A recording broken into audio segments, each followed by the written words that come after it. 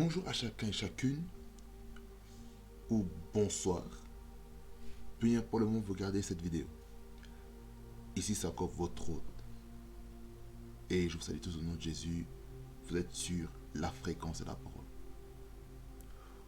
Aujourd'hui nous allons parler d'une thématique qui est très capitale en tant qu'enfant de Dieu.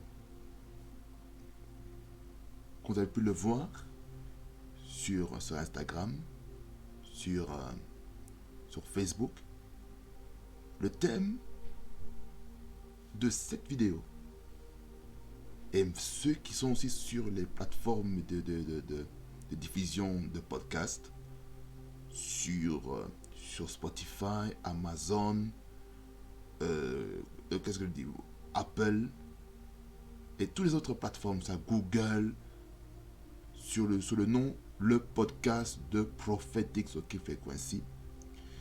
J'aimerais vous dire ceci, le thème que nous allons partager aujourd'hui, ça s'appelle la repentance. La repentance est quelque chose de très très très important en tant qu'enfant de Dieu. Nous ne pouvons pas être un enfant de Dieu si nous n'apprenons pas à se repentir. La repentance est quelque chose de très très très fondamental parce que sans ça, en fait, nous ne pouvons pas voir Dieu. Parce que déjà la Bible nous dit déjà très clairement que heureux ceux qui ont le cœur pur, car ils verront Dieu. Comment pouvons-nous voir Dieu? C'est par la pureté, c'est par la sanctification, c'est par la sainteté. Et je vais vous lire déjà une définition de la repentance. Selon le dictionnaire Larousse, le mot repentance veut dire regret douloureux de ses péchés. Ça veut dire par là quoi? Que lorsque vous avez péché et que votre esprit vous juge, vous condamne pour ce que vous avez fait, alors vous devez vous repentir. Peut-être, ce que vous avez fait, c'est peut-être vous avez volé de l'argent à quelqu'un. Peut-être, vous avez peut-être menti. Vous avez peut-être manqué la prière. Peut-être, vous avez manqué à vos prérogatives en tant qu'enfant de Dieu. Alors la repentance, elle est là pour restaurer la relation avec Dieu et avec Jésus. C'est ça le rôle de la repentance. La repentance, elle est là pour que nous soyons en fait pardonnés. Regardez.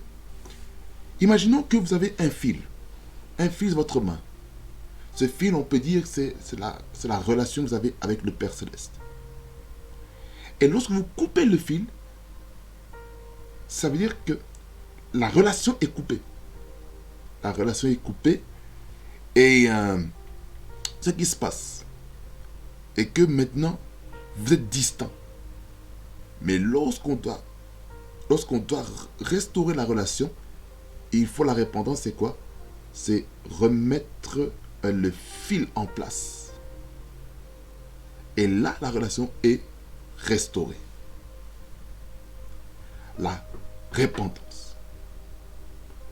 Beaucoup aujourd'hui ne comprennent pas la valeur de la repentance. La repentance est quelque chose de très important. Pour ce faire, je vais lire plusieurs passages dans la Bible qui nous parlent de la repentance. La repentance. En fait, je vais vous dire que la repentance est le premier message dans lequel Jésus-Christ nous a introduit. Et j'aimerais vous le lire. J'aimerais vous lire ce passage. C'est dans Matthieu, chapitre 4, le verset 17. Il nous dit: Dès lors, Jésus commença à prêcher et à dire, répentez-vous, car le royaume des cieux est proche. Premier message de Jésus. Parce que nous suivons comme bon modèle dans la repentance Jésus. Jésus est le modèle par excellence et sine qua non de la repentance. Il a prêché ça. Il n'y a pas que lui qui a prêché, c'est la repentance. Il y a aussi Jean-Baptiste qui a prêché de ça. Il a prêché sur la repentance. Il a prêché sur ça. Par exemple, dans Matthieu chapitre 3, je vais lire du premier jusqu'au verset 12, il nous parle de la repentance. Ça veut dire pour accepter Jésus-Christ comme Seigneur et Sauveur, nous devons nous repentir. La repentance n'est pas une option, c'est le passage obligé pour recevoir le salut. La repentance est un passage obligé. Il dit ceci, en ce temps-là, parut Jean-Baptiste prêchant dans le désert de Judée. Il disait, répentez-vous car le royaume des cieux est proche. Regardez ici. Voyez le verset 2 ici? C'est le même passage, c'est la même chose que ce que Jésus-Christ a dit dans Matthieu chapitre 4 verset 17. Dès lors, Jésus commença à prêcher et à dire, répentez-vous car le royaume des cieux est proche. Vous voyez, en fait, Jésus-Christ, il est venu, en fait, pour confirmer tout ce que les prophètes ont prononcé. Jésus-Christ, en fait, il n'est pas venu, comme on va un peu plus loin, mais ça sort un petit peu de la thématique. Jésus-Christ n'est pas venu pour abolir la loi, mais il est venu pour accomplir la loi. C'est ça ce que Jésus-Christ est venu faire. Et c'est ça que nous devons comprendre. Je reviens au verset 2 de Matthieu chapitre 3, verset 2. Je relais encore une fois. Il disait, répentez-vous car le royaume des cieux est proche. Ça veut dire que le royaume des cieux est proche. Jésus-Christ revient bientôt. C'est ce que ça veut dire. Je continue. Jean est celui qui avait été annoncé par Ésaïe le prophète lorsqu'il dit, c'est ici la voix de celui qui crie dans le désert. Préparez le chemin du Seigneur, aplanissez ses sentiers. En fait, le prophète, je veux dire, le prophète Jean-Baptiste est venu préparer le chemin pour que Jésus-Christ puisse faire le travail. Jean-Baptiste, en fait, est comme ce bulldozer, ce tracteur qui vient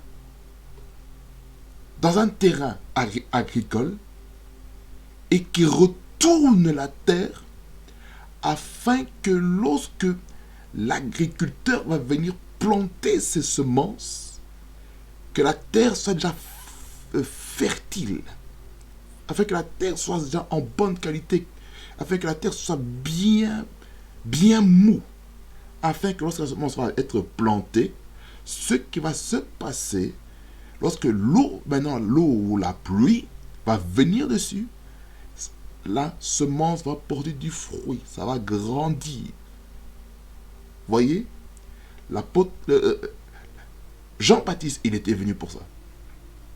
Il est venu pour ça, tout simplement. Il est venu pour ça. Il est venu pour préparer le chemin pour Jésus. Il était comme le pont entre l'Ancien Testament et le Nouveau Testament. Parce que Jean-Baptiste a vu l'Ancien Testament et il a commencé à voir le début du Nouveau Testament. L'Ancien Testament, c'est avant Jésus-Christ. Et le Nouveau Testament, c'est après. C'est à la venue de Jésus-Christ et après Jésus-Christ. Donc, ce qui sépare les deux testaments, En fait, c'est la personne de Jésus-Christ. Je m'explique. Vous voyez la croix de Jésus, hein? Vous voyez la croix. Parce qu'on avait célébré la Pâque. Célébré la Pâque il y a plus ou moins 2 semaines maintenant. On a célébré la Pâque. Qu'est-ce qui s'est passé? Lorsque Jésus-Christ a tendu les bras, en fait, il a accueilli tout le monde. Passé, présent, futur. Le passé, le présent et le futur. Toutes les personnes dans le passé, dans le temps d'Abraham, Isaac, Jacob, Moïse, Josué, Élisée, Élie, Melchisedec, toutes ces personnes influentes, que ce soit aussi Ésaïe, que ce soit David, Salomon, que ce soit Daniel, que ce soit Ézéchiel, que ce soit Jérémie, Amos, Agé, que ce soit Habakkuk, que ce soit Sophonie, que ce soit Nahum, que ce soit Malachie, Zacharie qui servait le Seigneur dans le temple. On voit qu'il servait le Seigneur, il était choisi par le sort. Et il a eu une parole qui disait que il a donné un enfant qui s'appellera Jean-Baptiste. Mais Zacharie avait douté. Qu'est-ce qui s'est passé? L'ange Gabriel a muté sa bouche, il l'a rendu muet. Jusqu'à ce que l'enfant Jean-Baptiste puisse naître. Est-ce que vous comprenez ce que je vais dire ici? C'est très important. Je vais vous relater un petit peu comment Jean-Baptiste est venu. Afin d'être le précurseur du ministère de Jésus-Christ ici sur la terre. En sachant une chose. Avant que Diatas, avant que Jésus-Christ puisse faire le ministère, puisse faire son œuvre, son côté sacerdotal, il était charpentier. Il était charpentier. Dans l'entreprise de son père adoptif, Joseph. Qu'est-ce que ça veut dire encore? Ça veut dire quoi? Ça veut dire que avant de faire quelque chose pour le Seigneur, il faut se rassurer que déjà avant ça, tu as commencé à faire quelque chose dans le domaine royal. Ça, c'est une parenthèse. Il faut que faire quelque chose dans le domaine royal. Ça, dans les finances, dans l'économie, dans l'enseignement, dans la politique, dans la religion, dans le divertissement, dans le sport, dans la musique, dans la justice, dans toutes les sphères de société qui existent à l'heure actuelle. Et c'est une chose que vous devez comprendre. Lorsque vous êtes dans cette position dans le domaine royal, ce qui va permettre de vous stabiliser aussi, c'est l'onction sacerdotale et le prophétique qui va maintenir cela. C'est ce que vous devez comprendre par rapport à cette grande parenthèse sur comment Jésus-Christ a débuté son ministère. Il a fait le travail comme tout le monde. Charpentier.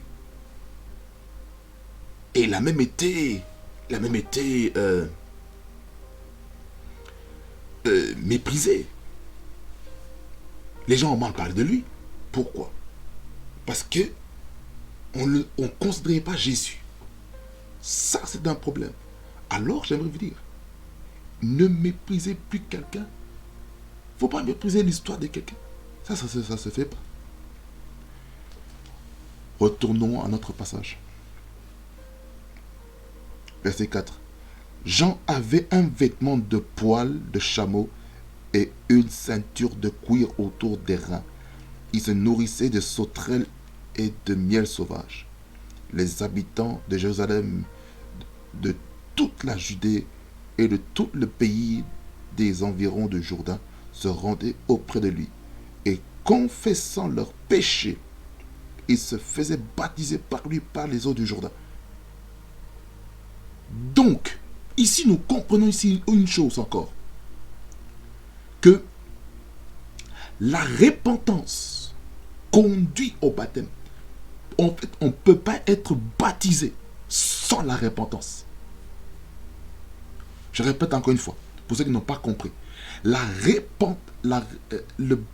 ne peut pas faire le baptême d'eau sans pourtant être repenti au préalable.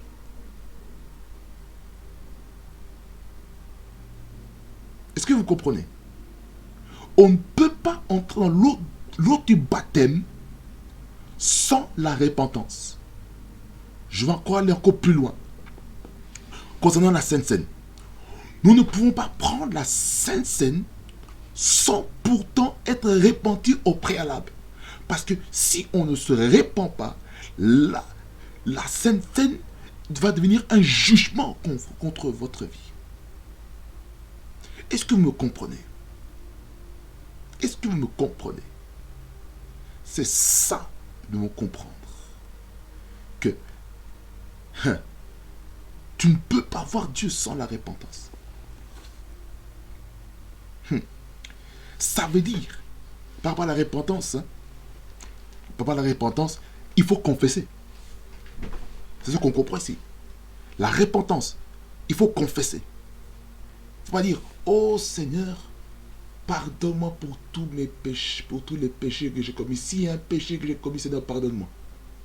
Mais quoi? Quel péché tu as fait? Quel péché avez-vous fait? Dis les termes. Dis les choses telles claires. Sois transparent devant ton Père céleste. Sois transparent. Que ce soit à l'église, soit chez toi à la maison, que tu sois dans ta voiture, que vous soyez dans le lieu de travail. Qu'est-ce que vous avez fait? Vous avez fait quoi? Vous avez fait quoi? Répondez-moi. Vous avez fait quoi concrètement comme péché? Nanamasiki nuborosa. Chiprokota. Bakurebesiente. Écoutez, l'iprokosa. Le péché, en fait, le péché ou l'offense spirituelle est de 3 niveaux. Le premier niveau, c'est l'offense. L'offense avec ton frère et ta soeur, votre prochain.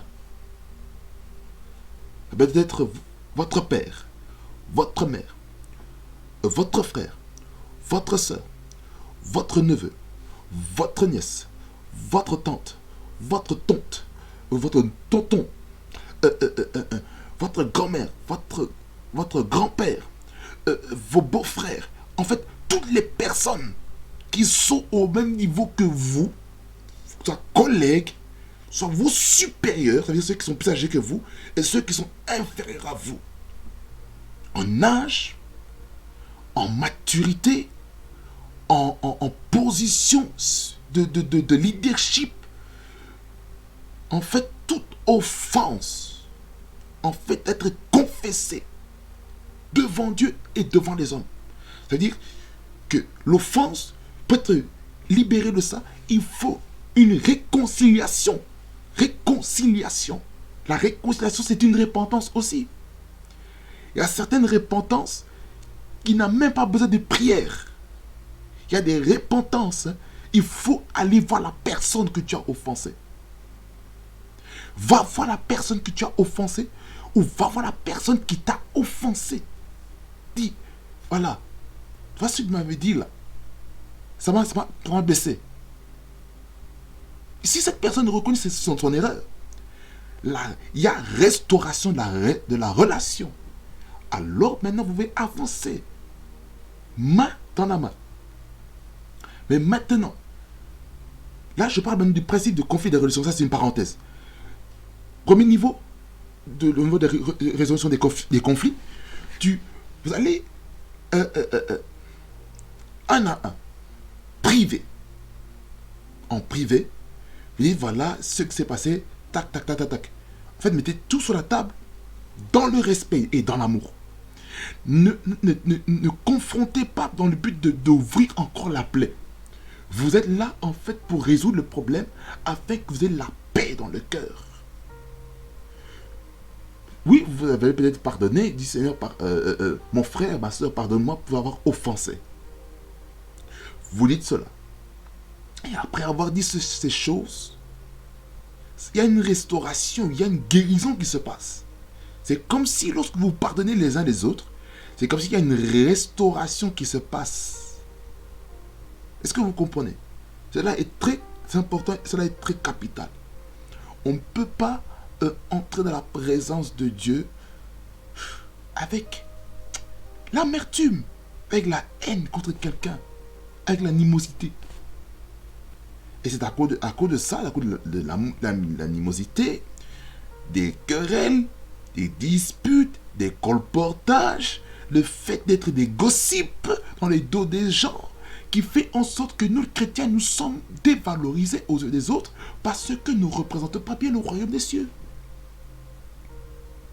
Alors, ce que j'aimerais dire, c'est déjà ça aussi, l'hypocrisie. Certaines personnes doivent se répandre de l'hypocrisie. Il est important de se répandre de l'hypocrisie parce que l'hypocrisie, en fait, c'est que ça fait, c'est que vous mettez un masque devant les gens. Vous faites comme si, oh, voilà, les gens vont t'apprécier parce que tu dis des choses. Mais dans le dos,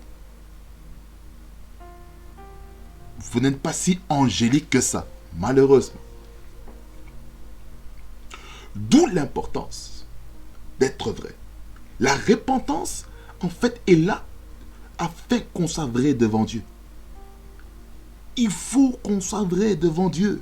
Si tu as forniqué, si tu as fait la fornication, si tu as fait la débauche, demande pardon, répands-toi de la débauche. Écoutez, je reviens dans la parenthèse. Dans la parenthèse, là, par rapport au résolution des conflits. Premier niveau, vous réconciliez avec un en privé.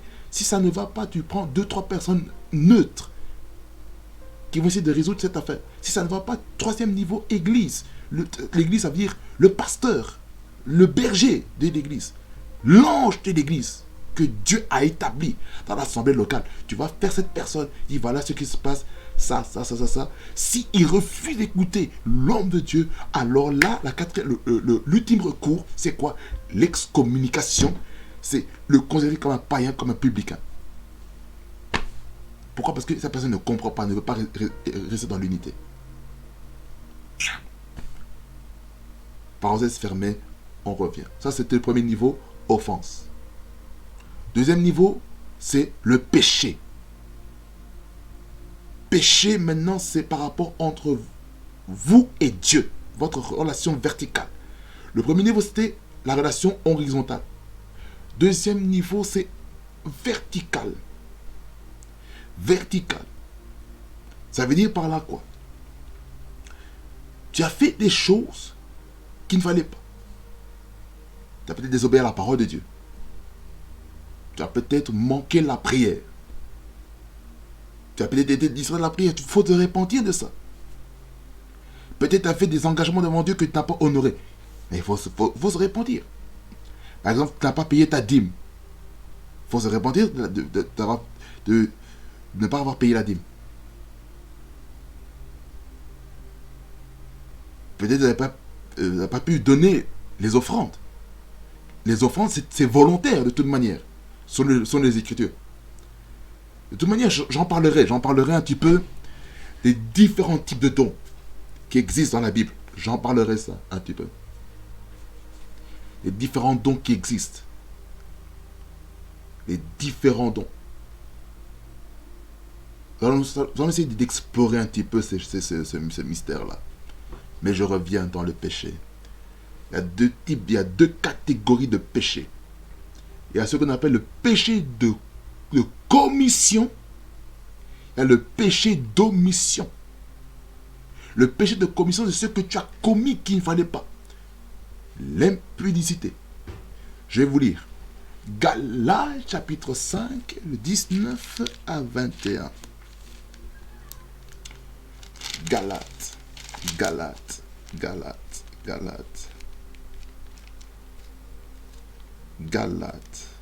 chapitre 5.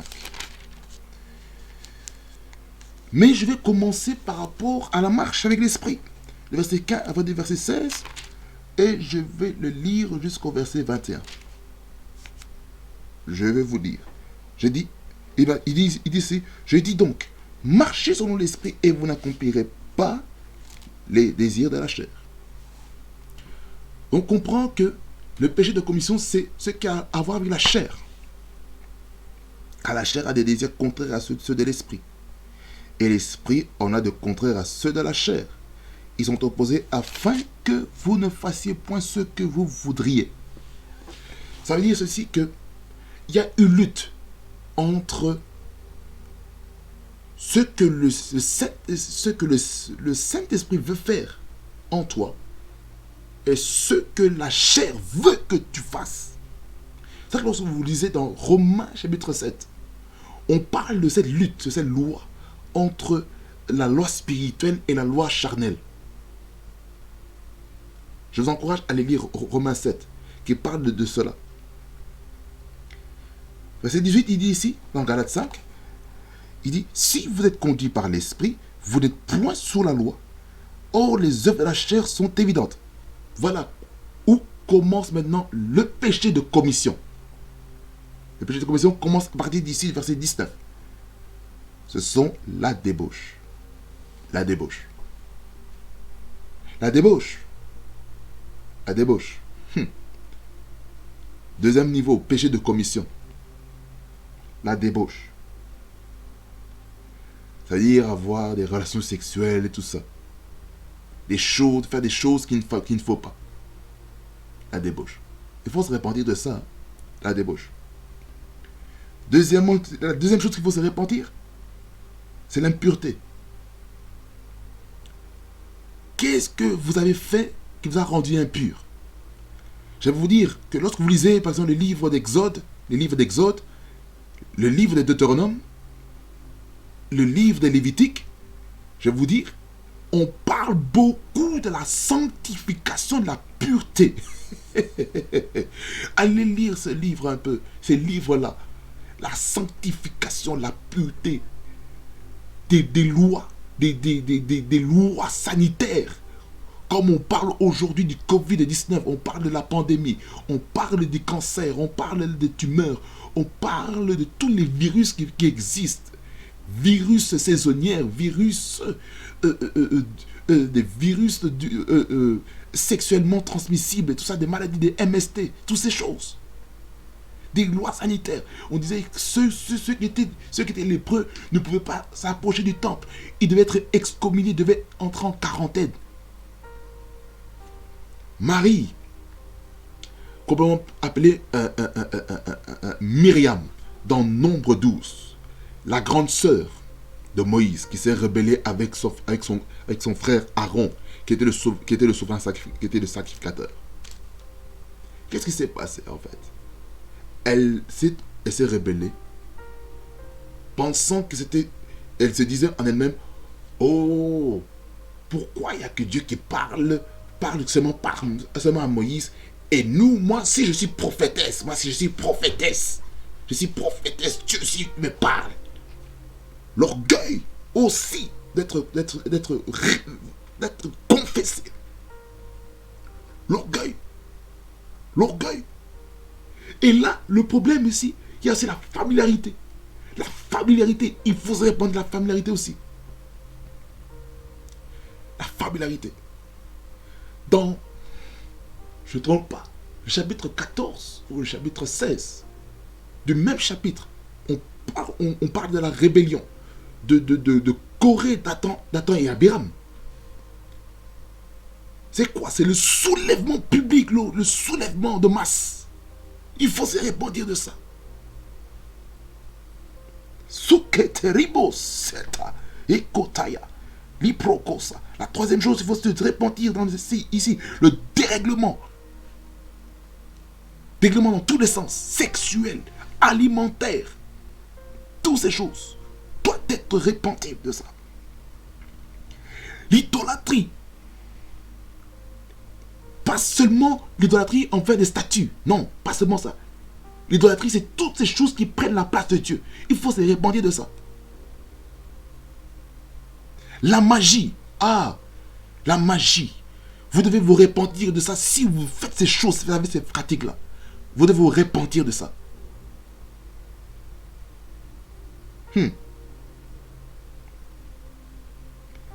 Les rivalités. Ah, surtout dans les églises, s'il vous plaît. Les rivalités, il faut qu'on se répande, nous les chrétiens. Nous devons nous repentir des rivalités. Nous devons nous repentir. À quoi ça sert ces rivalités? Rivalités entre frères et sœurs dans une même église. Ça sert à quoi? Ça sert à rien. Parce que les rivalités vont rendre l'église icabote. Icabote. Icabote, ça veut dire la gloire est bannie. La gloire est bannie d'Israël. Et c'est ce que vous voulez. À cause des rivalités. Rivalité dans le département. Ça va rivalité entre chantres. Rivalité entre musiciens. Rivalité entre ingénieurs de son. Rivalité entre protocoles. Que ce soit au niveau de la sécu, au niveau de l'accueil. Rivalité dans le département de l'enfance avec nurserie, école de dimanche, ou rivalité avec les membres d'équipe d'évangélisation, ou dans l'intercession, ou dans le service social, ou dans l'association des hommes et des femmes, comité des jeunes, toutes ces choses, la pastorale, toutes ces choses, l'épiscopale, la diaconat, toutes ces choses, rivalité entre diacres, diaconesses, rivalité entre pasteurs associés, assistants, et le pasteur principal, le berger. Ça sert à quoi? Je parle en interne, je parle aussi entre dénominations. À quoi ça sert toutes ces rivalités? Oh non, l'église, un tel chante mieux que d'autres. Chaque église est particulière. Chaque église, chaque endroit local a sa propre manière de fonctionner.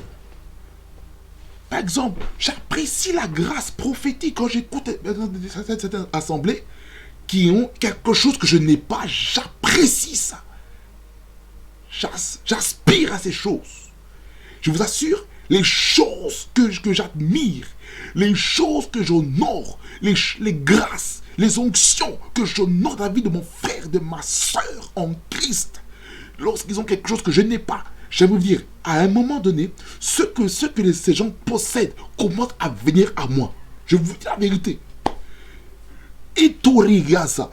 Quand je vois quelqu'un qui fonctionne dans le prophétique, vraiment le prophétique authentique, lorsque je regarde ces gens, lorsque j'admire ça, je ne dis pas ça pour en fait que je puisse être un idolâtre ou un fanatique de ça, mais je dis ces choses afin que ces choses puissent venir. Vous savez, vous êtes aspiré au don des guérisons. Vous aspirez au ministère de puissance. Lorsque vous voyez quelqu'un qui fait le ministère de puissance et qui fait ces choses. Et que ça vous touche, ça vous impacte. Ah! Respectez-le. Ils disent, oh, merci mon frère. Oh, merci, serviteur de Dieu, pour votre service. Merci, serviteur de Dieu, pour la grâce que Dieu a mis dans votre vie. Que votre Dieu vous bénisse et qu'il vous fasse beaucoup de bien. Allez-y de l'avant. Nous sommes ensemble. C'est ça que nous sommes appelés à faire en tant qu'enfants de Dieu. Nous ne sommes pas appelés à se battre pour un petit rien comme ça. Rivalité des dénominations. Alors, voilà, telle église, il y a le feu, il y a l'onction, il y a des guérissons. Voilà, la puissance de Dieu balaye toute l'église. Tout le monde tombe par terre. Écoutez-moi bien. C'est pas là, c'est pas dans toutes les églises où tout le monde tombe que Jésus-Christ est là-bas. Parce qu'aujourd'hui, il y a les églises de satanistes, il y a les églises dans lesquelles les gens ont de la magie, ont des gris-gris, ont des fétiches pour faire tomber les gens. Pourquoi? Vous savez pourquoi? Rivalité, compétition. Quelqu'un voit une personne, un prophète, un évangéliste, un apôtre, un pasteur, un docteur, ou un diacre, une diaconesse, ou un simple frère de la laïcité chrétienne qui fait un miracle, un prodige quelconque, et maintenant il a envie, il dit, va aller voir maintenant des féticheurs, voilà, des nécromanciers, ils vont chercher des puissances. Tu vas avoir la puissance pour faire tomber les gens. Tu t'as sacrifié, tu as tué les gens de ta famille. Non!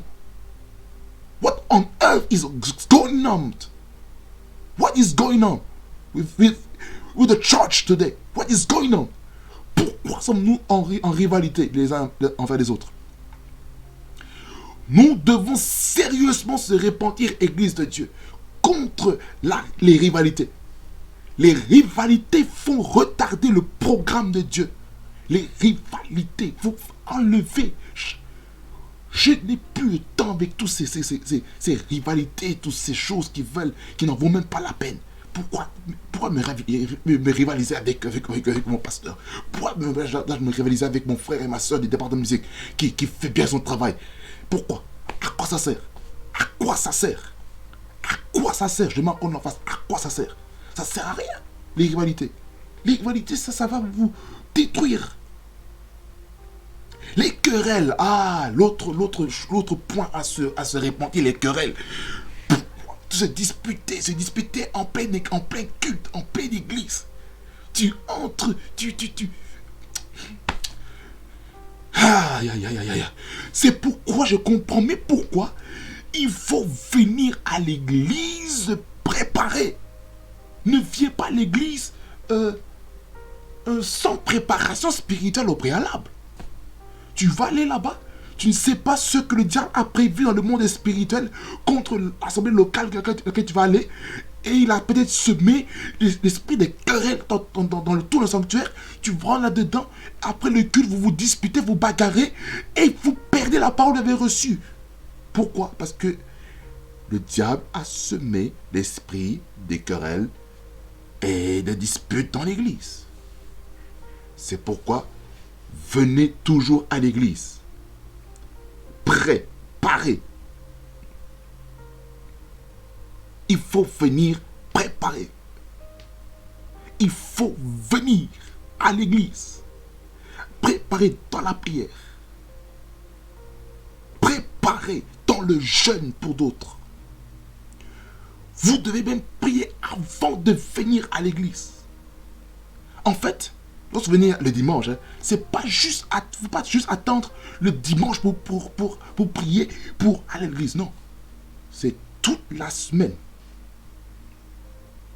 Dans Matthieu 25, dans la parabole des 10 vierges, 5 vierges sages et 5 vierges insensées. Vous savez quoi? Les 5 vierges sages avaient assez d'huile. Qu'est-ce que ça veut dire l'huile? Ça représente quoi? La prière, ça symbolise quoi? Lorsque on va dans l'Apocalypse chapitre 5, on dit qu'il y avait des coupes d'or. Des coupes d'or, d'huile parfumée qui montait vers le ciel, qui symbolisait les prières des saints. La prière, l'onction, la grâce de Dieu. C'était constant, c'était tout le temps. Mais les insensés, aïe, foolish woman, foolish virgin. Foolish virgin. Ils n'ont pas pris le temps de se préparer. Ils étaient distraits. Mais les vierges sages étaient prudentes. C'est à ça que le Seigneur nous appelle, à la prudence. La repentance contre les querelles qui n'en vaut pas la peine. Les querelles. Il faut se repentir des querelles. Querelles dans les familles. Il faut se repentir des querelles. Querelles dans l'église. Il faut se repentir. Querelles dans le lieu de travail. Tu es chrétien, tu te querelles avec quelqu'un qui n'est pas chrétien. Mais mon gars, mon frère. Comment non? Il faut être des bons ambassadeurs de Christ. Quelqu'un te provoque. Que le Seigneur te bénisse. Lorsque tu fais ça, tu neutralises. Parce que si tu réponds par négatif et négatif, c'est que dans la nomenclature mathématique, négatif égale positif. Mais Nous sommes la lumière du monde. Nous sommes le sel de la terre. Et ma sous les bracassi, les maya décosa, icopeta. Et vu que nous sommes le sel de la terre, vu que nous sommes la lumière du monde, ce qui se passe en fait, nous devons représenter de manière fidèle le royaume des cieux. Fidèle. Comment? Je peux te demander comment? En manifestant le fruit de l'esprit. 22 à 23. Manifestons ces fruits de l'esprit. Pour certains, c'est verset 22 tout simplement. Tout dépend des versions, mais dans ma version, c'est verset 22 à 23. Du même chapitre, nous sommes en train de lire. Ça, c'est une parenthèse. Les querelles nous amènent nulle part. Les querelles dans l'église nous amènent nulle part. Les querelles dans les nations ne servent à rien. Ça va nous mener à nulle part. Aujourd'hui, on le voit au travers de cette problématique du Covid-19. On le voit, ces choses. Cette problématique des querelles. Querelles, des révolutions, des révoltes. Parce qu'il y a des choses assez mystiques, bizarres. Des choses qui ne sont pas valablement vraies. Vous vous rendez compte? Il y a certaines vidéos que j'ai vues dans laquelle je voyais des médecins qui piquaient juste les patients, mais qui n'injectaient pas le vaccin. J'ai vu ça dans une vidéo, je ne sais pas dans quel pays c'était. Ils piquent, mais ils n'injectent pas. Ça, c'est de la folie. C'est de la folie pure et simple. C'est pour ce qui c'est de la folie. Dans d'autres pays, on injecte chez mes frères et mes soeurs de la même couleur que moi. Mais lorsqu'on essaie de mettre maintenant un caucasien, on pique, mais on n'injecte pas. Ça, ce n'est pas normal. Quel est le plan qui se cache, en fait, derrière la vaccination du Covid-19? Qu'est-ce qui se cache là-dedans? C'est quoi ça, en fait? Quel est l'entraînement? Quelle est cette phase test que vous êtes en train d'organiser, en fait, de manière mondiale, laquelle l'OMS conduit tous les domaines médicaux? Il donne un mot d'ordre et tout le monde suit comme des moutons. Écoutez-moi bien. Ça, c'est encore une autre parenthèse. Le temps est arrivé où nous ne devons plus être des moutons qui sont prêts à être abattus à la boucherie. Non. Phase intense, non. Ce n'est plus le moment. Nous devons être des personnes qui réfléchissons. Écoutez, Ribas tu Calamando, cet esprit-là qui veut tuer l'esprit de la réflexion dans la vie des citoyens du monde entier est détruit au nom de Jésus-Christ de Nazareth. Cet esprit-là qui vient hypnotiser les pensées, qui vient dire, voilà, vous n'avez pas le droit de réfléchir par vous-même. Nous allons réfléchir à votre place. Cela est brisé au nom de Jésus-Christ de Nazareth. Écoutez, nous devons être des personnes qui réfléchissons de manière saine, logique, et non se laisser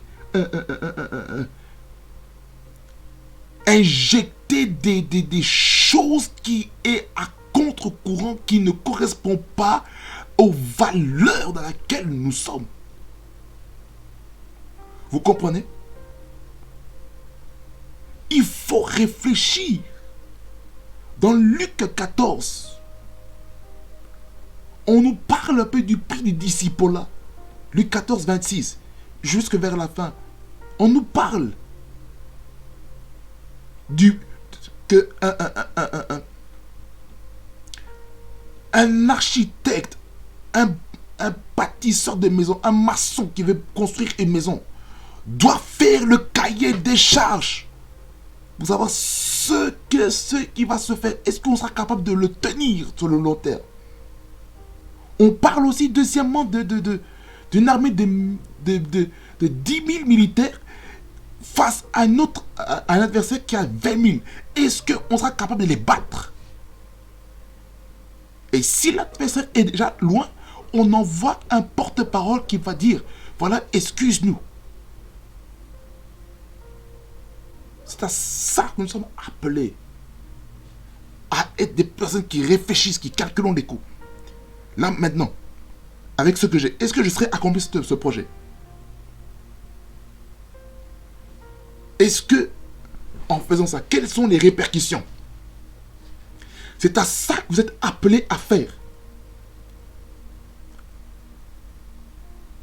Messieurs, mesdames, ces excellents ou ces excellences, je vous respecte de tout cœur. Mais ce que j'aimerais vous demander, si cela est possible, je parle avec beaucoup de respect. Est-ce qu'il serait possible d'être transparent dans tout ce que vous dites? La transparence est ce que nous voulons. La transparence, c'est à ça qu'un leader doit être. Un leader ne doit pas cacher des informations qui pourraient être dangereuses pour la population. Vous n'êtes pas sur le siège du commandement pour prendre des décisions qui pourraient nuire à la santé publique, à la santé morale, à la santé mentale, à la santé spirituelle, à la santé psychologique, à la santé économique, à la santé familiale, à la santé sociale de vos citoyens. Écoutez maintenant, le temps est arrivé, avec respect bien sûr, maintenant de prendre en compte la santé des gens. Ne prenez plus de décisions afin de vous mettre l'argent dans les poches. Ne prenez plus de décisions avec pour but d'enrichir ceux qui n'apportent pas des solutions concrètes et précises. Écoutez-moi bien. Bandouri Acacia, ne faites plus dans les hôpitaux des raisons pour lesquelles des gens peuvent être tués de manière lamentable comme ça. En particulier avec le Covid. Écoutez-moi bien. Membres du domaine médical, scientifique. Écoutez-moi très bien attentivement. Je parle avec beaucoup de respect et de modestie. J'aimerais vous demander, avec un plus grand respect, de ne plus ajouter dans les taux, dans le nombre de morts des gens qui sont morts d'autres types de maladies que vous avez mis comme étiquette Covid-19. Que ces morts qui sont morts par cancer, tumeur, soit cause de décès, cancer, tumeur. Lorsque les gens meurent par d'une mort naturelle, dites mort naturelle. Ceux qui ont la mort cérébrale, dites mort cérébrale.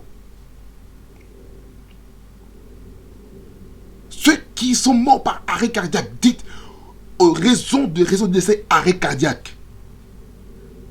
Ou raison de décès hypertension, hypotension. Soyez vrais, soyez authentiques. Ne soyez pas des menteurs, ne soyez pas des gens qui font 2 poids 2 mesures. Ne dites pas, oh, parce que quelqu'un qui meurt de mort naturelle, oh, raison du décès Covid-19. Non, c'est pas ça. Soyez vrais. Soyez authentiques. Soyez vrais. Soyez authentiques. Je répète encore une fois. Soyez vrais. Soyez authentiques. Soyez transparents devant la nation. Parce que les pays du monde vous regardent. On vous regarde. On vous évalue ce que vous êtes en train de faire. C'est vrai, pour nous qui ne sommes pas dans la politique, ce n'est pas facile ce que nous vivons. Nous analysons scrupuleusement. Je sais qu'il y a des soucis, mais j'aimerais vous demander, avec un plus grand respect, de la part de Prophetic Socket Frequency, de considérer la santé morale de toute la population. Ne pensez pas qu'à vos poches. Ne pensez pas à recevoir les intérêts de pandemic bonds.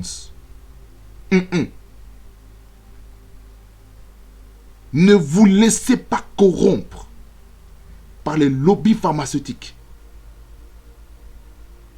Ne vous laissez pas corrompre afin d'être infecté par des choses qui n'en vaut pas la peine. Alors, même vous devez aussi vous repentir de ça. Répentez-vous aussi du mensonge que vous avez donné à la population. Répentez-vous du fait que vous avez répandu l'esprit de la peur, l'esprit oui, de peur, de stress. Vous qui avez répandu la psychose au travers des médias. Que ce soit le porte-parole fédéral au niveau de l'unité Covid. Que ce soit francophone, que ce soit flamand, bruxellois. Ne répandons plus des messages anxiogènes. Ne répandons plus des messages qui vont amener une psychose terrible à la population. Amenons des messages d'espérance. C'est ce qu'on veut entendre. Ce n'est pas le fait qu'on puisse respecter les mesures. Oui, ça joue. Mais soyez des prophètes de la bonne nouvelle. Soyez des messagers de la bonne nouvelle et non des messagers de la mauvaise nouvelle. Car les messagers de la mauvaise nouvelle rendent les gens malades. Et vous êtes aussi... C'est la raison pour laquelle les gens tombent malades. À cause de ce message. À cause du fait de se présenter tous les jours à midi ou à 11h ou à 10h, peu importe l'heure. Vous avez vos réunions de conférences de presse pour le Covid-19 ou le Codeco. Il n'y a pas que ça. Il faut dire la vérité. Ne soyez pas des gens qui veulent avoir une monarchie politique. Ne vous bâtissez pas un héritage politique que vous allez laisser à vos enfants qui vont reprendre votre succession. Non. Non. Non. Non. Non. Ça, vous devez vous repentir. Ça, je parlerai dans quelques instants de la repentance nationale. Mais là, je m'adresse vraiment à la repentance individuelle. Après les querelles, je ferme la parenthèse, je reviens dans notre thématique de la repentance. Les jalousies. La jalousie, est un vilain défaut. Vous devez vous repentir de la jalousie. Quelqu'un s'est marié avec quelqu'un que vous aimez, vous voulez qu'il puisse venir à vous. Et vous êtes jaloux. Repentez-vous de la jalousie. Dans les mariages. Tout ce qui est pour quelqu'un qui a une belle voiture, quelqu'un qui a une belle maison, quelqu'un qui a une belle situation de vie. La jalousie, d'être brisé au nom de Jésus. Et vous devez vous repentir de ça. Les animosités. Ah! Lorsque vous voulez vraiment vous battre aux mains. Ça aussi, vous devez vous repentir. Les disputes. J'en ai parlé. Les disputes. Il faut se repentir. Les disputes verbales, physiques, psychologiques, morales. Il faut se repentir de ça. Les divisions. Il y a dans le livre de Proverbes, il y a un passage qui dit, il y a la 7e chose que je déteste, que je hais, que j'en ai en horreur, ce sont des hommes et des femmes qui créent la division entre frères et sœurs en Christ. Ça aussi, il faut se repentir. de peur que Dieu se mette en colère contre vous. Les sectes. Ah, les sectes. Sectes sous forme religieuse. Sectes dans le monde des ténèbres, le monde occulte. Les francs-maçons, les Illuminati. Vous devez vous repentir aussi. Hein? Repentez-vous. Car le royaume de Dieu est proche. Il est proche. L'envie.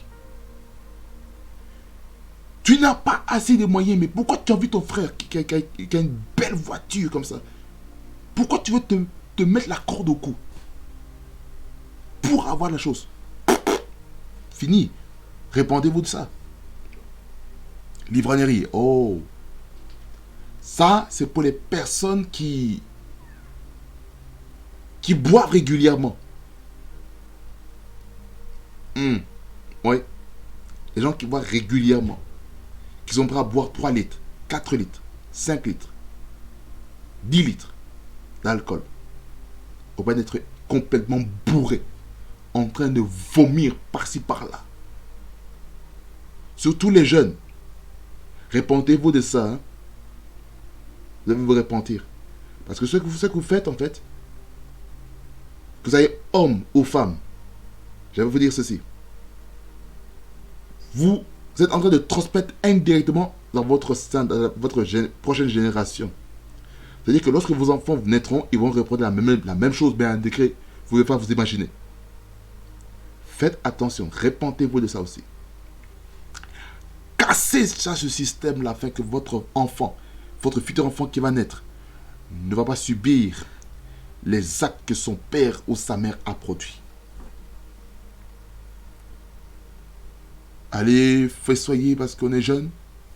Allez se saouler, perdez-moi l'expression à la gueule, pour un court moment. Au point, lorsque vous allez commencer à conduire, accident, esprit de la mort vous prend et vous n'êtes pas au ciel, vous êtes en enfer. Hélas, hélas, il faut se dire la vérité. Il faut se dire la vérité. Les excès de table. Les excès de table. En fait, c'est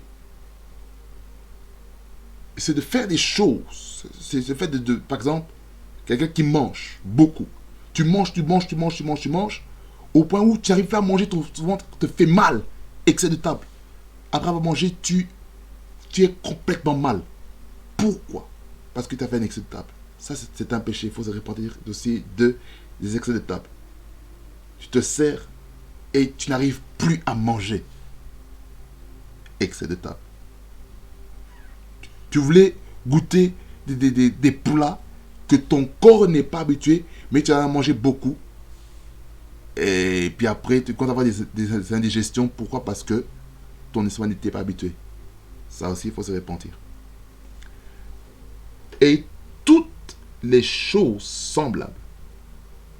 Il y a encore d'autres choses qui ne sont pas listées ici. On dit les choses semblables. La pornographie. Vous qui regardez la pornographie, vous devez vous repentir sincèrement contre ça. La masturbation. L'éjaculation, permettez-moi l'expression, excusez-moi, si vous êtes un jeune, peu importe, je dis les termes. Ou peut-être, vous fumez la cigarette, vous fumez la chicha, ou vous prenez la drogue, la beuh, toutes ces choses-là qui sont nocives à votre santé. Repentez-vous. Vous prenez la cocaïne, repentez-vous. Vous êtes peut-être un fraudeur. Vous volez de l'argent d'autrui. Repentez-vous. Je vais dire la vérité. Il faut se repentir. Il faut se repentir. La repentance. La repentance. Et dans les Écritures ici, vers la fin du verset 21 de Galates 5, il dit que ceux qui commettent de telles choses n'hériteront point le royaume de Dieu. Là, la Bible, elle est claire. Si vous faites ça et que vous n'êtes pas repenti, vous n'irez pas au ciel, vous irez en enfer. Malheureusement. Malheureusement. Mais j'ai une bonne nouvelle pour vous. La repentance est là pour vous racheter et vous reconnecter vers le Père Céleste et d'accepter Jésus-Christ comme Seigneur et Sauveur. Vers la fin, je ferai une prière un petit peu de consécration pour accepter Christ. Voyez la repentance par rapport aux œuvres mortes. Voyez comment c'est vaste. Voyez comment c'est vaste. Hein? C'est très vaste. L'autre texte que j'aimerais parler, tout personnel, la repentance personnelle. Oh non, je ne sais pas encore. J'ai acheté au deuxième niveau de un petit peu de crime dans le monde spirituel. J'ai parlé de l'offense, premièrement. Deuxièmement, j'ai parlé du péché de commission. Plus le péché de commission que j'ai plus mis en face. L'autre côté du péché, il y a le péché d'omission. Peut-être tu n'as pas prié. Peut-être tu n'as pas lu la parole de Dieu. Peut-être tu n'as pas eu ta dévotion personnelle. C'est un péché d'omission. Tu n'as pas commis, mais tu as omis ça. Mais il faut se repentir de ça.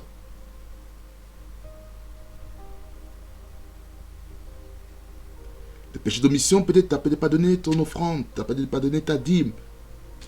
Tu n'as peut-être pas honoré tes vœux financiers envers le Seigneur. Ça, c'est péché d'omission. Des choses que tu es censé faire, mais que tu n'as pas fait. Ça, c'est des choses que je vais parler par rapport au péché d'omission. Troisième chose, c'est l'iniquité. L'iniquité, c'est plus haute offense, la plus haute, c'est la peine capitale dans ce qui concerne le péché. C'est-à-dire, ce sont des personnes qui ont fait des choses pendant longtemps, qui ont continué à faire des choses de deuxième niveau, au point d'amener au niveau élevé. Iniquité comme Sodome et Gomorrhe, dans le livre de Genèse, dans laquelle toute la ville faisait des choses sales. Sodome et Gomorrhe, sodomie.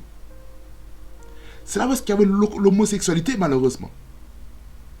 Des hommes qui voyaient deux hommes, mais c'était des anges de Dieu qui avaient pris la forme corporelle. Ils sont entrés dans la maison de Lot. Ils sont entrés dans la maison.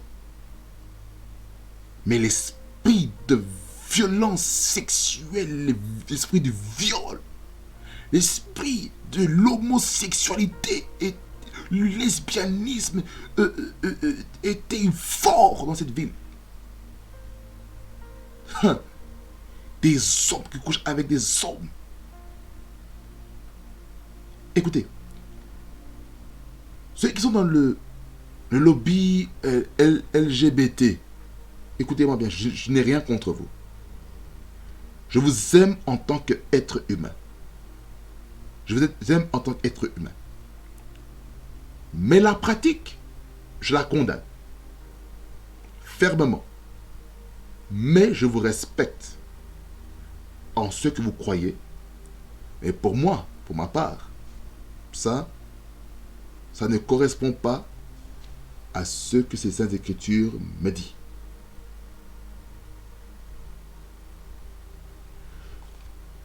Vous rendez en fait tout ce qui est relation sexuelle hors nature. C'est contre nature.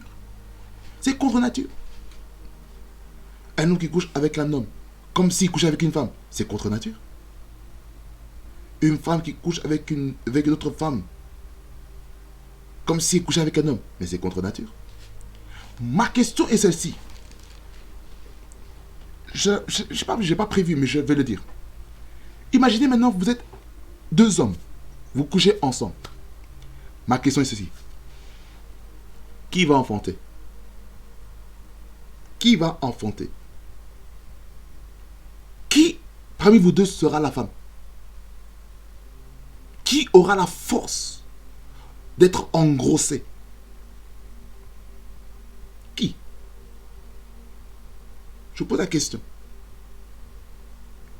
Pour les lesbiennes aussi. Qui d'entre vous deux va prendre le rôle de l'homme? Je vais être très catégorique aujourd'hui. Qui aura la capacité d'engrosser qui entre vous deux? C'est la question qu'il faut se poser.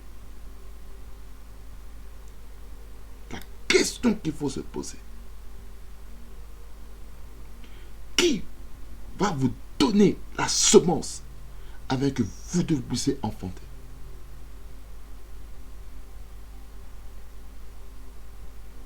Peut-être d'être transgenre, peut-être. Une femme qui a décidé de prendre le corps d'un homme. J'aimerais vous dire que votre chromosome XY ne vous trompe pas. Vous pouvez changer tous vos hormones, vous pouvez changer toute votre forme corporelle. Mais votre chromosome XX et chromosome XY ne va pas vous tromper. Vous ne pouvez pas vous dire dans votre tête, oh non, je suis... Non, vous êtes un homme et vous dites, oh non, je suis une fille. Non, vous n'êtes pas une fille. Dans votre chromosome, vous êtes un homme. D'être une femme qui se transforme en homme. J'aime vous dire, vous êtes une femme, vous êtes une fille. Votre chromosome XX ne vous trompe pas. La biologie ne trompe pas. Il ne faut pas laisser les pensées que le diable met dans votre tête dire qui vous êtes. Il ne faut pas dire, moi je sens comme ça. Non, je suis désolé. Je vous dis avec amour. Le chromosome dans votre ADN ne trompe pas. Il ne faut pas qu'il y ait un changement de chromosome à cause de ce que vous allez faire. Il n'y a pas, c'est pas possible. Même s'il y a des changements, des injections hormonales. Mais je vous dis, ça ne verra rien. Vous êtes peut-être bisexuel. Abandonnez ça aussi. Décidez maintenant d'être straight. Décidez d'être hétéro. D'avoir des relations sexuelles saines. Des relations sexuelles naturelles. Homme-femme. Dans la Bible, dans Baturia, dans Genèse 1er et Genèse 2, on voit que dans le Deutéronome, le chapitre 2, le mariage est fait entre un homme et une femme. Pas autre chose. Vous avez changé tout le système de la famille.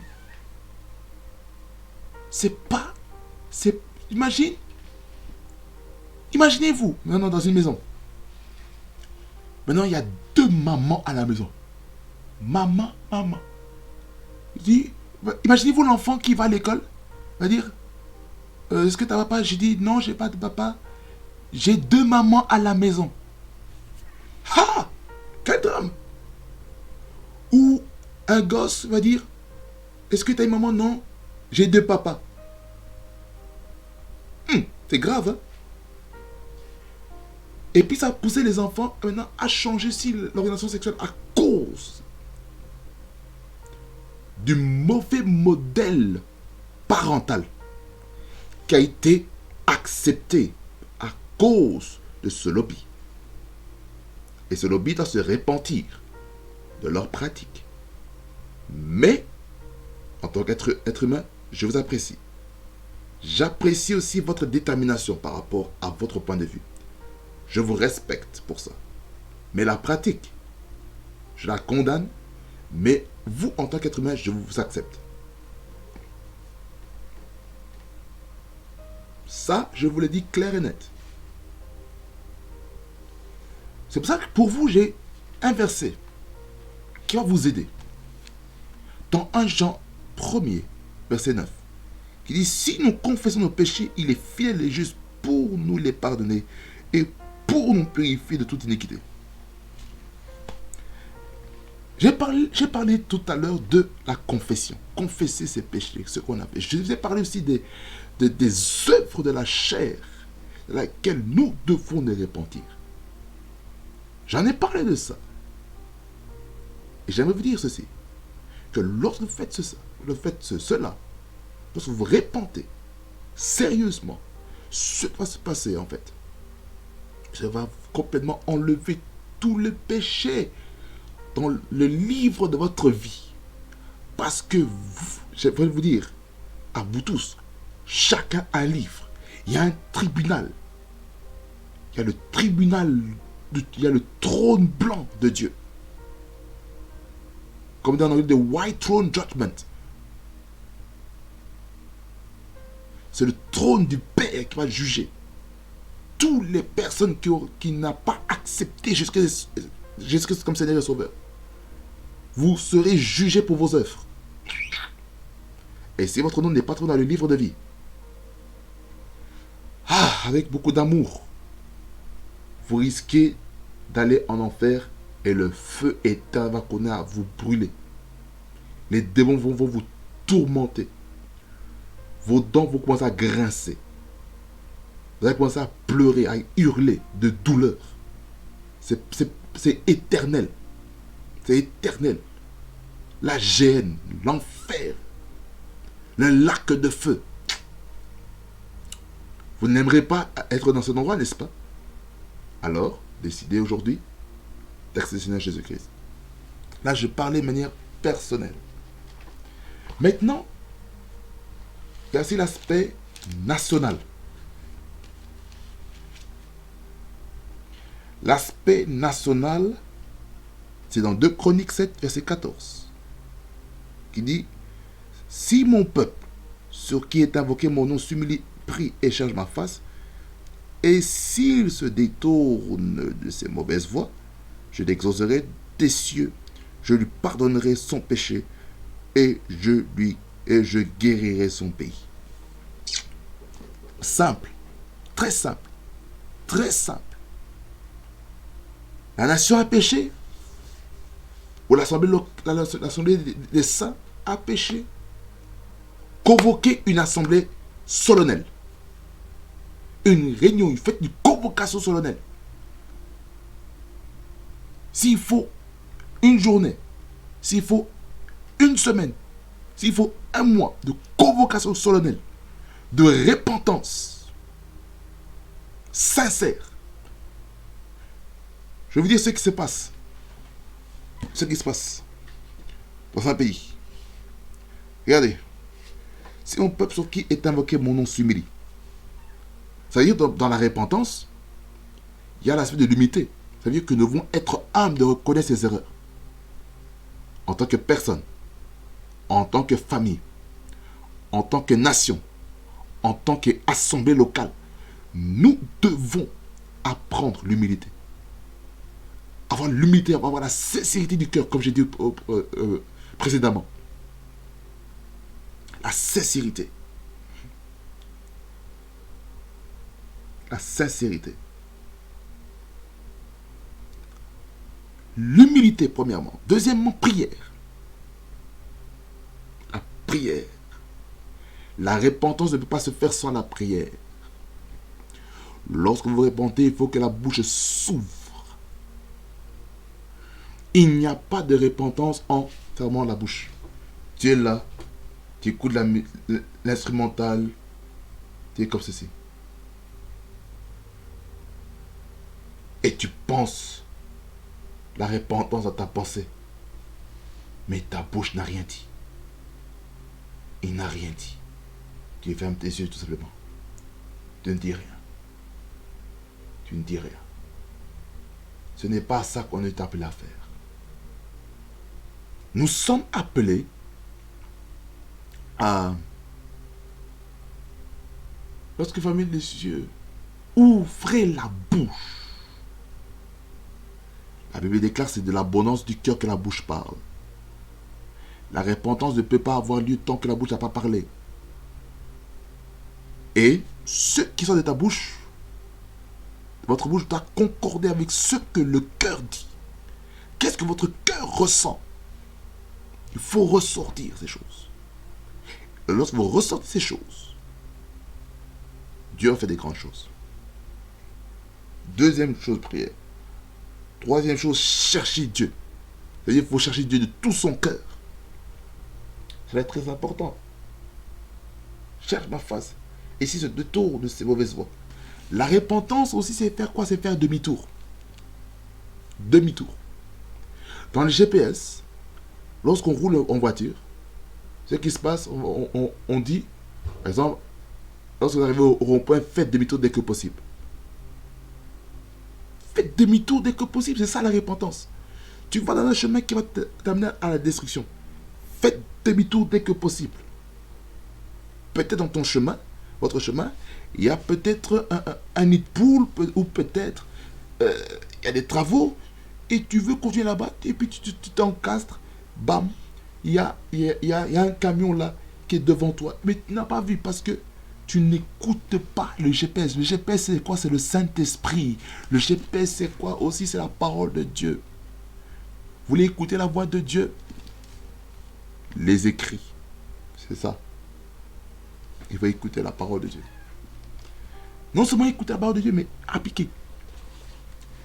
Il faut aussi sonder l'esprit qu'il y a derrière l'écriture.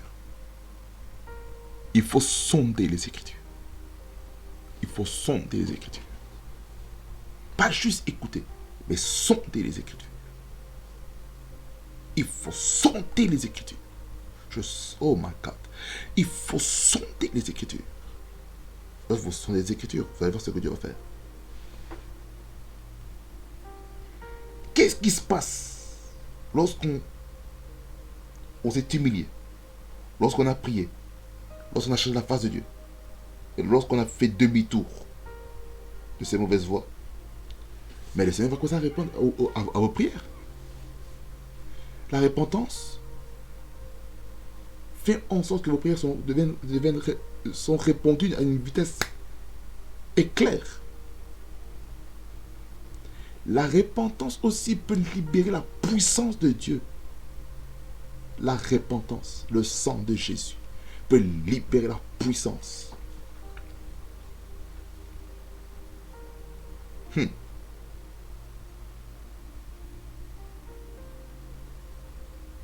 Qu'est-ce qui va se passer? L'exaucement des prières, le pardon des péchés, deuxièmement. Et la troisième chose, c'est la guérison du pays. Peut-être le pays a fait quelque chose de mal, mais vous, en tant qu'intercesseur, en hébreu, on dit chamar. Un chamar, c'est celui qui se tient à la tour. Celui qui est là à la brèche, celui qui regarde. Comme les gardes des aéroports. Vous voyez, dans les aéroports, il y a des hubs. Il y a des hubs là où est-ce qu'il y a des personnes là-bas qui donnent l'autorisation de décoller pour aller dans la destination qu'il faut. En fait, est-ce qu'il y a un avion tout près? Vous imaginez? Si maintenant on décollait tous comme ça en désordre, il y aurait des accidents dans les airs.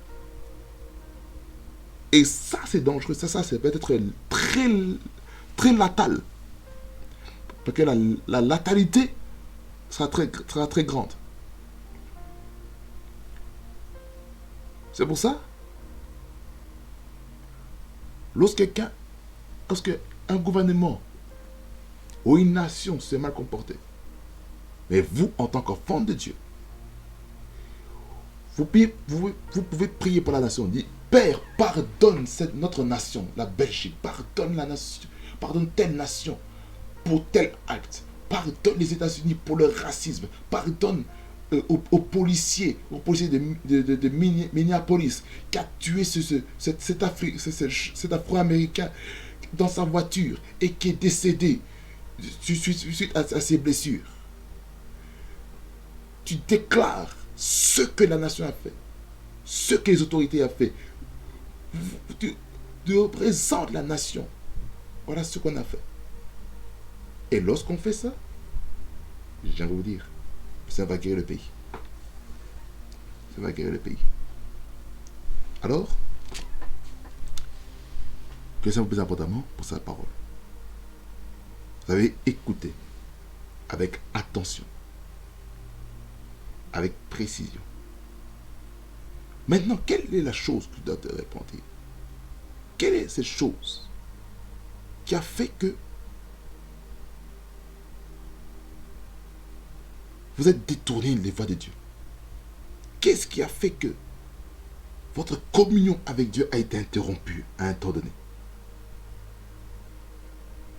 Est-ce que je peux vous demander de fermer les yeux là parce que vous êtes? Et de commencer à faire une introspection, une rétrospection de votre vie. Qu'est-ce que vous avez fait qui a déplu à Dieu? Allez dans la profondeur. Entrez en vous-même. Entrez en vous-même. Essayez de savoir qu'est-ce qui m'a poussé à faire ça. Des choses que la chair vous a ordonné à faire. Maintenant, commencez à réfléchir. Maintenant, faites une pause, réfléchissez, pensez. Comme on dit en anglais, c'est là. Pause and think. Réfléchissez, qu'est-ce que vous avez fait à votre prochain? Qu'est-ce que vous avez fait à votre Dieu? En commission ou en omission? Qu'est-ce que vous n'avez pas fait? Maintenant, commencez à réfléchir. Commencez maintenant à vous répondre de ça. Maintenant, soyez sincères. Soyez sincères dans votre repentance. Soyez sincères.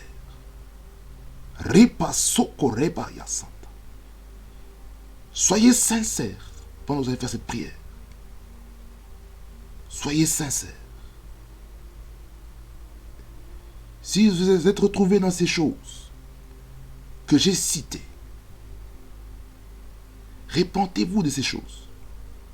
S'il y a encore d'autres choses que je n'ai pas encore mentionnées dans le son de ma voix et que vous avez fait, repentez-vous de ça.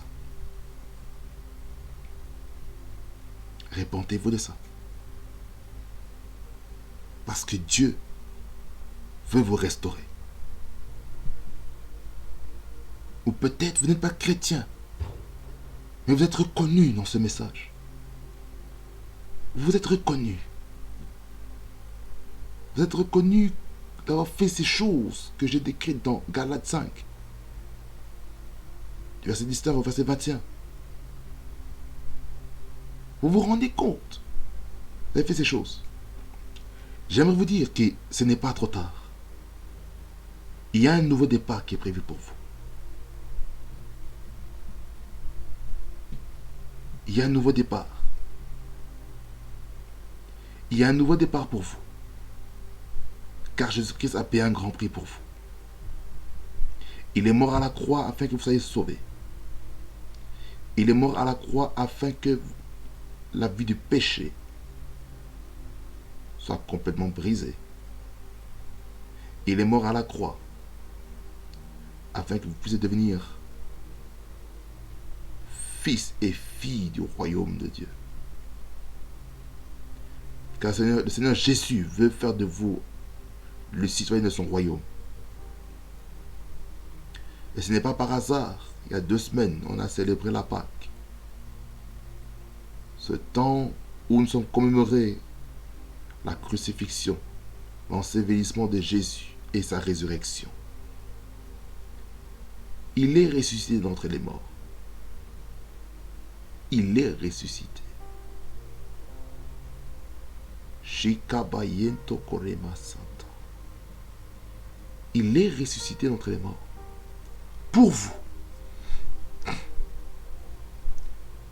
Il est ressuscité d'entre les morts pour vous. Il a crucifié la chair, vos passions que vous avez, à la croix, afin que vous soyez libres. Il a porté une couronne d'épines sur sa tête, afin que vous puissiez porter une couronne de gloire.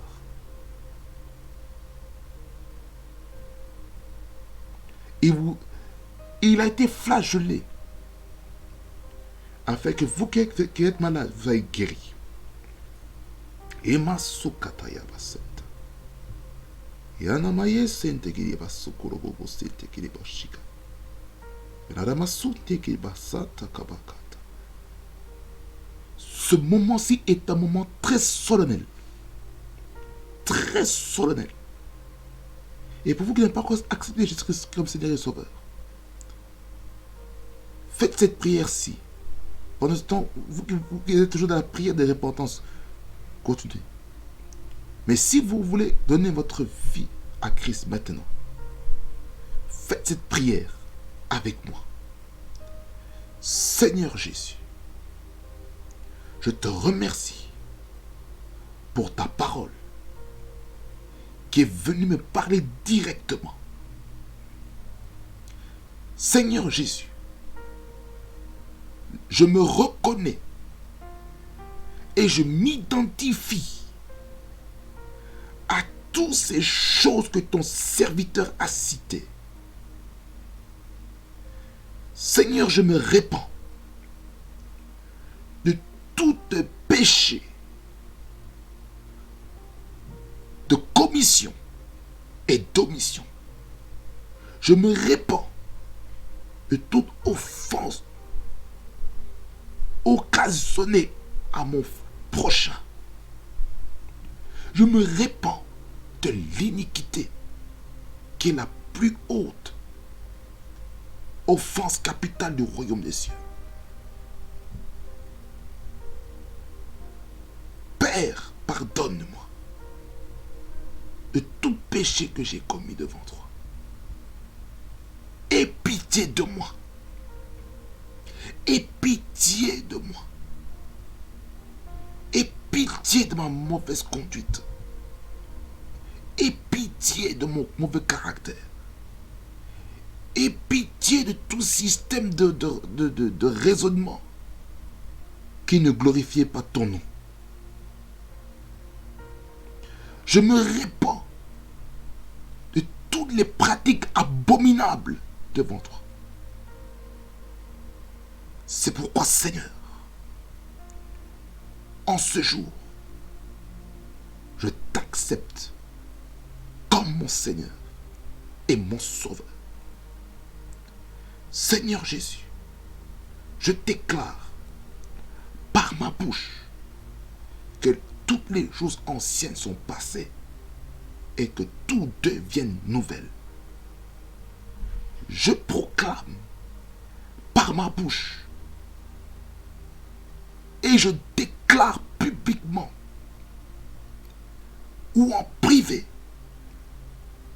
mon affiliation au royaume des cieux.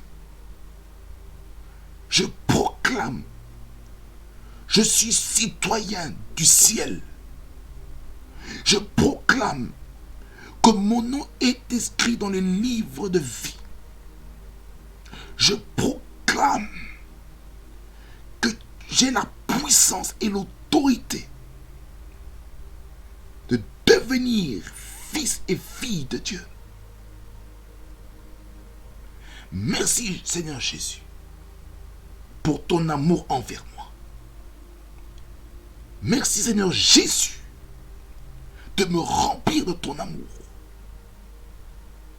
Merci de me remplir de ton amour. Merci de me remplir de ta paix. Merci de me remplir de ta joie. Merci de me remplir du fruit de l'esprit. qui sont le caractère de l'esprit, afin que je sois un bon modèle pour la société. Au nom de Jésus. Saint-Esprit, aide-moi à marcher dans la sainteté, dans la sanctification, dans la pureté, dans la consécration pour toi. Au nom de Jésus. Merci Seigneur Jésus. Parce qu'aujourd'hui je suis sauvé. Merci Jésus. Parce qu'aujourd'hui je suis plus esclave du péché. Je suis plus esclave de la mort. Je suis plus esclave de la peur. Car aujourd'hui, je suis enfant de Dieu. Que toute la gloire, l'honneur, le règne, la puissance te reviennent au nom de Jésus-Christ. Merci Seigneur. Maintenant, laissez-moi prier pour vous, s'il vous plaît. Je te grâce de Dieu monter. Je te remercie, je te loue encore, Seigneur, pour toutes ces personnes qui t'ont accepté comme Seigneur et Sauveur. Tu es le Dieu puissant, tu es le Dieu miséricordieux. Merci pour toutes ces vies qui ont été impactées d'une manière comme d'une autre. Merci parce que ta main est là. Ta grâce est disponible. Ton onction est là pour briser les chaînes. Merci, toi, le bon berger. Merci, car tu es le divin gardien. Que toute la gloire, Seigneur, le règne, la puissance te revienne. Pour le miracle du salut. Car dans ta parole, il y a la joie dans le ciel lorsqu'il y a une âme qui est gagnée pour toi. Merci pour cette âme qui est gagnée. Merci pour les conversions en cascade. Merci parce que tu le fais. Merci parce que ta puissance est en train d'agir. Au nom de Jésus. Au nom de Jésus. Reba Santa Karabashika Tamaya. Ima Sokorobo Sinte Keremashika. Ima Senta. Sento Mahida Kata. O Prata Sinte Kerebosha. Pata Karemosa. Seigneur, je prie maintenant que ta puissance soit libérée derrière les écrans maintenant. Que ta puissance soit libérée au nom de Jésus. Que personne ne reste le même. Que la puissance de Dieu touche maintenant. Qu'il y ait un souffle puissant qui agisse. Au nom de Jésus. Au nom de Jésus. Au nom de Jésus. Au compte de 3 frères et sœurs. Que la main de Dieu vous touche. 1, 2, 3. Recevez maintenant le toucher de Dieu là où vous êtes. Recevez. Recevez. Certains d'entre vous, vous allez sentir une chaleur. Certains d'entre vous allez sentir de la chair de poule. Certains allez sentir comme s'il y a de l'huile chaude qui dépose votre tête. Certains allez sentir comme si votre corps est en train d'être électrocuté. Il y a d'autres, vous allez commencer à tomber par terre. Il y a d'autres, vous serez comme figé. Certaines personnes, vous allez commencer à pleurer. D'autres, vous allez commencer à hurler. Alléluia. Certains d'entre vous, vous risquez d'être délivrés par la puissance des ténèbres qui vous ont maintenu dans la souffrance, dans les tourments. Et cela va arriver. La kota yebo sudilika da sante liprosto vante ida kata. Il y a quelque chose qui se passe dans votre vie. Rabo Santa, la posote kelema shika sobaya. Les blessures intérieures qui ont fait que vous êtes comporté de cette manière est en train de quitter vos cœurs, votre vie, au nom de Jésus, au nom de Jésus. Vous qui avez été abusé sexuellement, vous qui avez été abusé dans votre corps, je déclare la restauration de votre corps, au nom de Jésus. Au nom de Jésus, Rapo, Sinte, Ripo, Sute, Ramando, Sumprakanta, Rite, Sisi, Prokuta, Mento, Sate, Kiata, Sito, Koromondoya. Je proclame la libération de votre vie, de l'impudicité, de la débauche, des dérèglements, des orgies, des rivalités, des disputes, des garabosas, de l'envie, des excès de table, ça, du mensonge, du manque d'intégrité. Cela se fait au nom de Jésus. La peau sainte, la peau tokorema, la kotokorobo sinte kereba shika. Menta katakaramanda sentele koto bipres ista paranas telegid astovradi estavat. Vitru suva katiata tili kidika postita. Zuva talata sis. La proko vutu zizifra aporos. La tiesta palangata sisi. Parende sija prato pakataya. Zij palos duva tatara. La dépression brisée au nom de Jésus. L'esprit du suicide est brisé. L'esprit de la mort est brisé au nom de Jésus. Je proclame la libération de la vie de quelqu'un au nom de Jésus-Christ.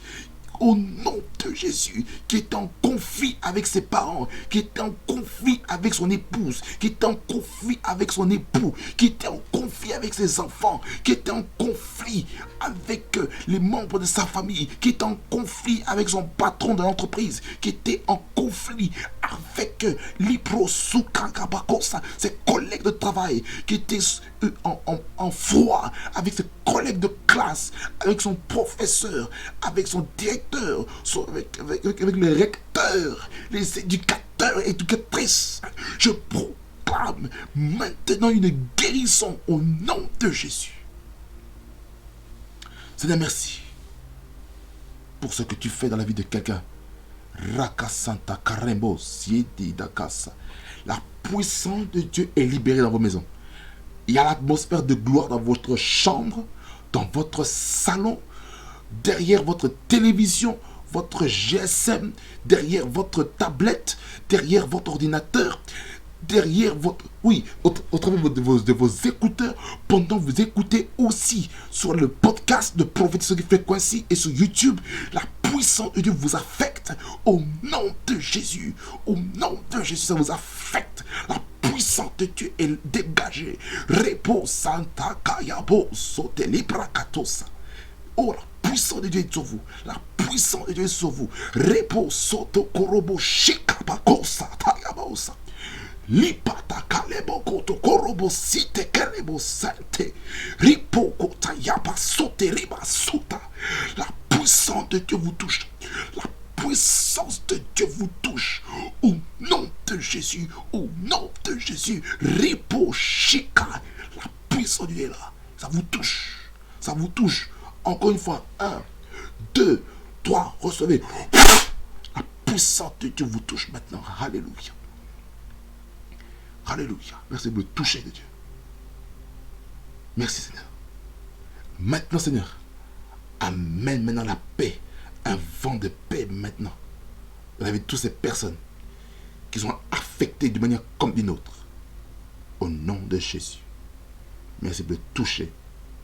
Merci de me toucher. Pour la gloire de ton Seigneur. Au nom de Jésus que j'ai prié. Amen. Amen. Amen. Pour ceux qui sont acceptés Seigneur Jésus-Christ comme Seigneur et Sauveur. Ceux qui sont sur YouTube, vous verrez dans la description